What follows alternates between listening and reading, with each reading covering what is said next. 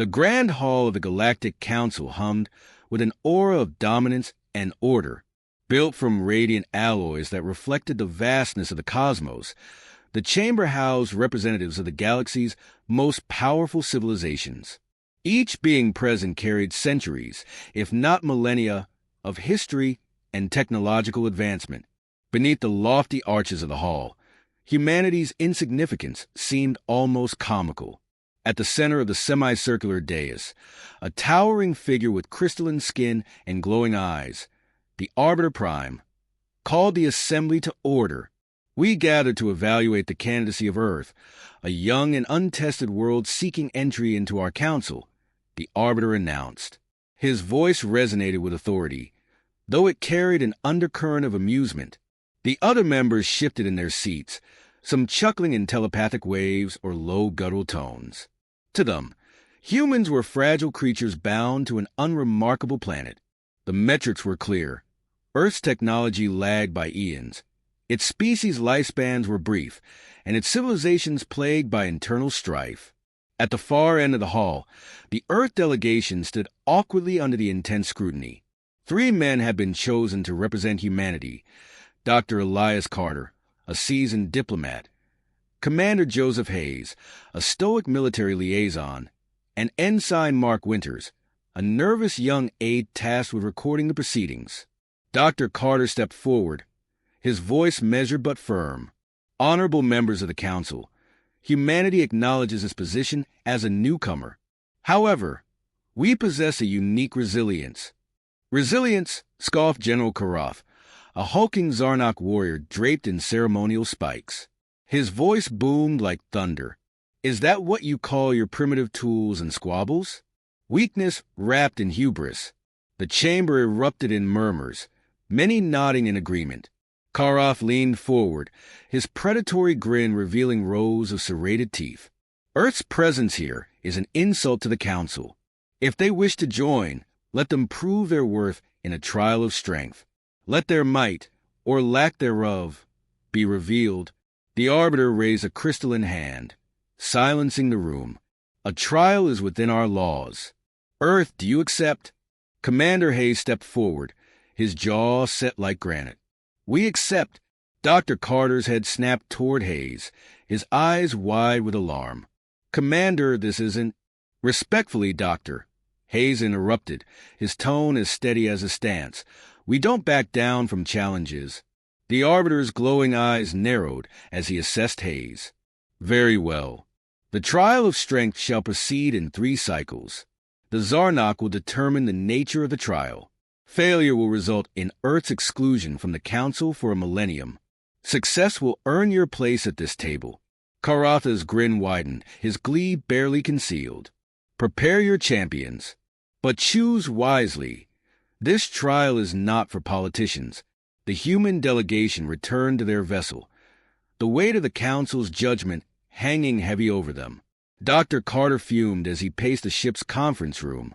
Commander, what were you thinking? They want us to fail. Hayes crossed his arms, his gaze unyielding. I was thinking we don't cower in the face of arrogance. If they want strength, we'll give it to them. And who exactly is we? Carter snapped. Diplomats? Scientists? You expect us to match creatures like the Zarnak in brute force. Hayes's face remained impassive, but his eyes held a steely resolve. No, we'll send the United States Marines. The room fell silent. Even Ensign Winters stopped typing, his hand frozen over his tablet. The Marines? Carter asked incredulously. You're sending soldiers to fight in an intergalactic arena? I'm sending warriors, Hayes corrected. Men trained to adapt, survive, and overcome. If the Council wants to see what humanity is made of, they'll meet the best we have to offer. 3 cycles later, a small landing craft descended onto the trial grounds. The Marines emerged in full combat gear, their boots crunching against the arid soil of the death world chosen for the test. Captain Nathan Cole, a grizzled veteran with a scar running across his jaw, led the squad. Behind him, 8 battle-hardened men filed out, their faces grim and determined. The Council's observers, gathered in an enormous viewing station above the trial grounds, watched with skepticism. Even Karoth, confident in humanity's impending failure, seemed momentarily intrigued by the Marines' composed demeanor. As the Marines assembled, Captain Cole looked skyward, locking eyes with the hovering observation drones. His voice carried through the cold air, amplified by his helmet's comms. "We're not here to prove humanity is strong," he declared, his tone sharp and unyielding. "We're here to prove we're unstoppable." The trial was about to begin, and for the first time, the Galactic Council hesitated. Could these humans, these so-called weaklings, actually succeed where others had failed? Unseen by the Marines, Karoth clenched his claws. "Let them march to their doom," he muttered. The Marines, however, weren't marching to their doom. They were marching to make history. The air was suffused with the heat of a dying sun, casting long shadows over jagged terrain. The trial's arena, a desolate death world, seemed sculpted for annihilation.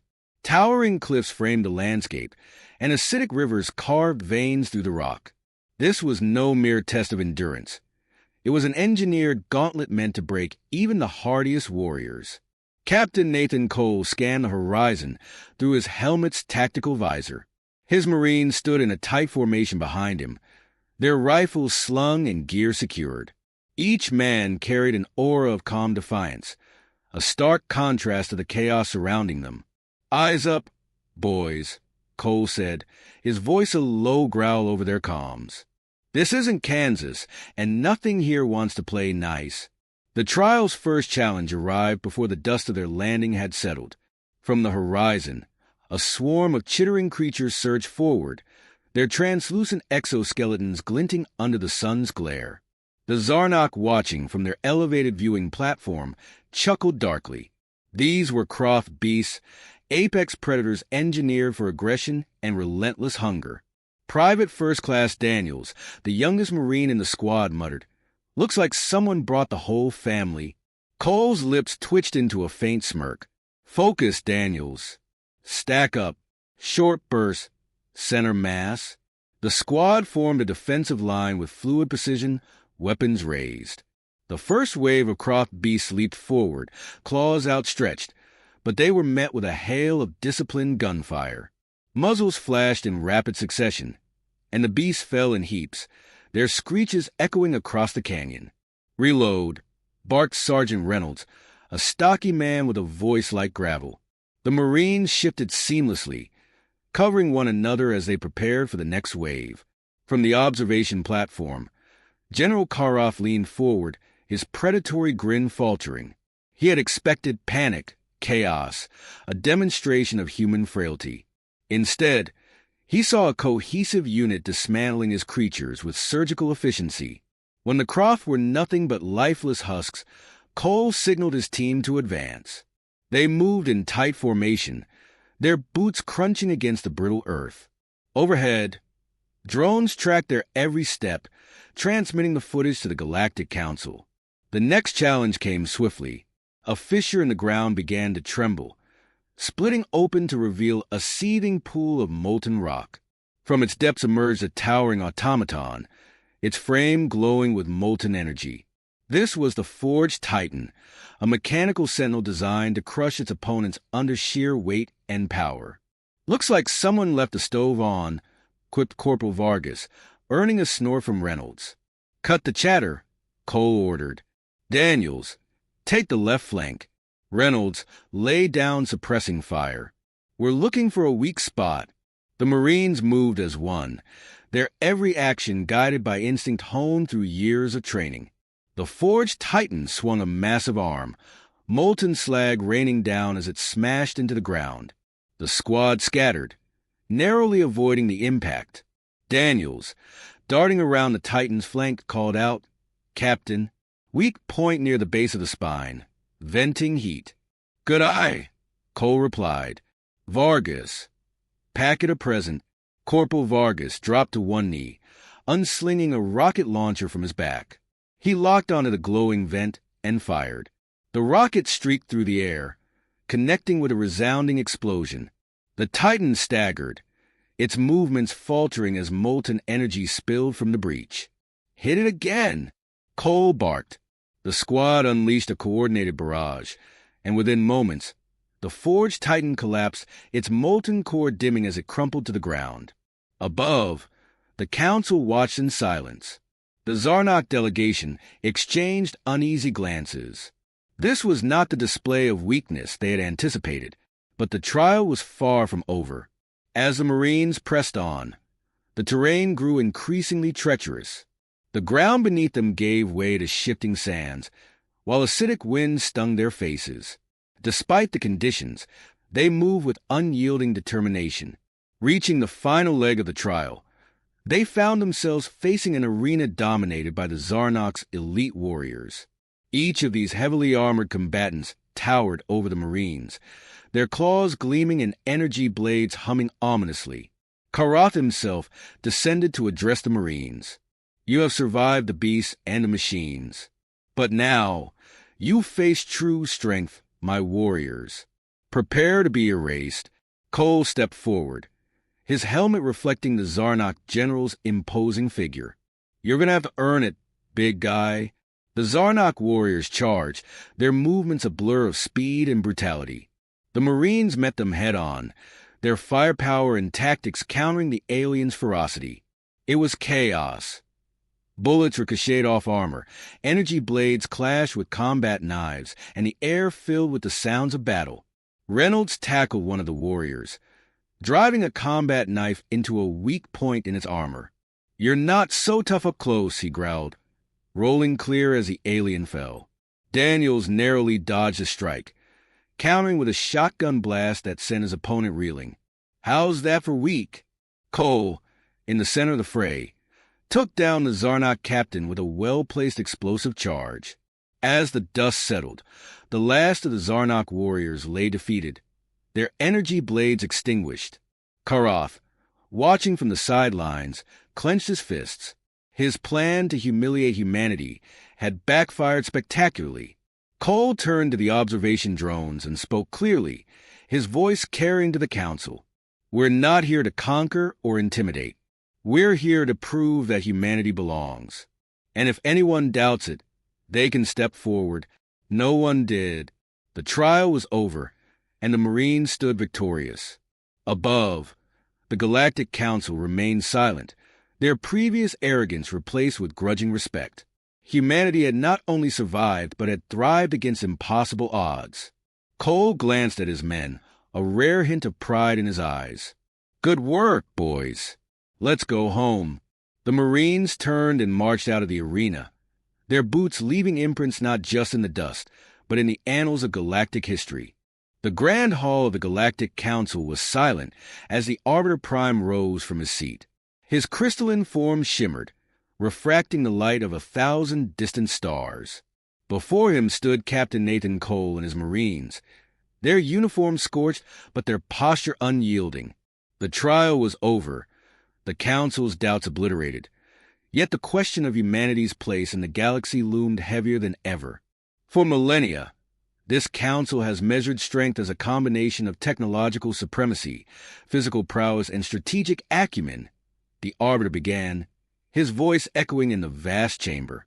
Today, humanity has demonstrated not only these qualities, but something far greater, an unrelenting spirit. The Marines remained silent, their discipline unwavering as alien eyes from across the chamber bore into them.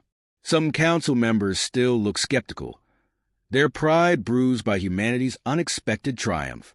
Others nodded in reluctant approval, acknowledging the resilience they had witnessed firsthand. General Karath, his towering frame casting a long shadow, stepped forward. Despite his earlier arrogance, his expression was now a mask of grudging respect. "You have earned your place here, humans. But know this, your victory was not merely one of strength. It was a triumph of unity and strategy, traits we Zarnok hold in high regard. For that, you have my respect, though do not expect my friendship." Captain Cole met Karath's gaze evenly. "Respect is enough. Friendship can come later. If earned." The tension in the room eased slightly, though an air of unease remained. For the first time in eons, the balance of power within the council had shifted, and not everyone was comfortable with the change. The arbiter raised a crystalline hand, silencing the murmurs. Let it be recorded that Earth is now a member of the Galactic Council. Its representatives shall hold equal voice in our decisions, and its contribution shall be weighed as any other. Dr. Elias Carter, who had remained in the background during the trial, stepped forward. Though he had initially doubted the Marines' approach, he now felt a swell of pride for his species. Honored members of the Council, humanity accepts this responsibility with humility and resolve. We do not seek to dominate or disrupt. We seek collaboration and mutual growth. Spoken like a true diplomat, Cole muttered under his breath, earning a smirk from Sergeant Reynolds. As the ceremony concluded, the Marines were led to a smaller chamber adjacent to the hall, where representatives from other species approached them cautiously.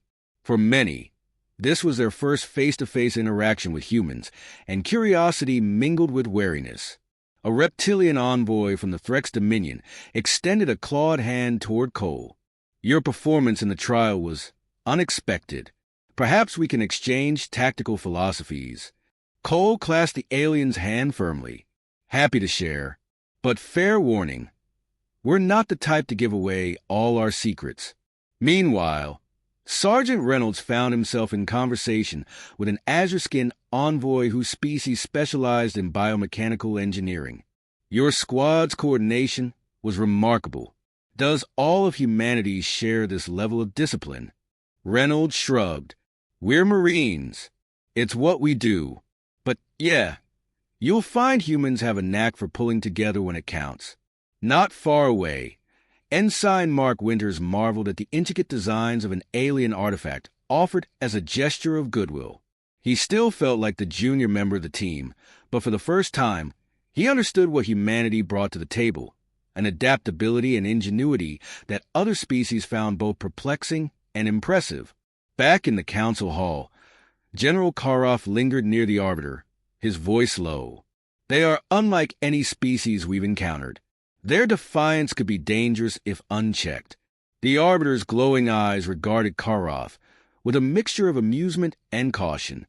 Defiance is dangerous, yes, but it is also the spark of progress. Perhaps the galaxy has grown complacent. Humanity may yet prove to be the catalyst we need. Karoff grunted, unwilling to concede the point but unable to deny it entirely. As the Marines prepared to depart, Captain Cole gathered his squad for a final word. Listen up. Today wasn't just about Earth. It was about showing this galaxy what we stand for. Respect earned through action, not words. Never forget that. Reynolds nodded. Semper Fi, Captain. The others echoed the Marine Corps motto, their voices steady and resolute. As their ship ascended from the Council's capital, Cole gazed out the viewport at the stars. The galaxy was vast, and Earth was still a small in its endless expanse. But they were no longer alone. Humanity had carved out its place not through domination, but through resilience, unity, and an unshakable will to survive. The Marines had proven that strength was more than muscle or firepower. It was the ability to adapt, to persevere, and to stand unyielding in the face of overwhelming odds. For the first time in its history, Earth had a seat at the table of galactic power. And the galaxy, whether it liked it or not, would never be the same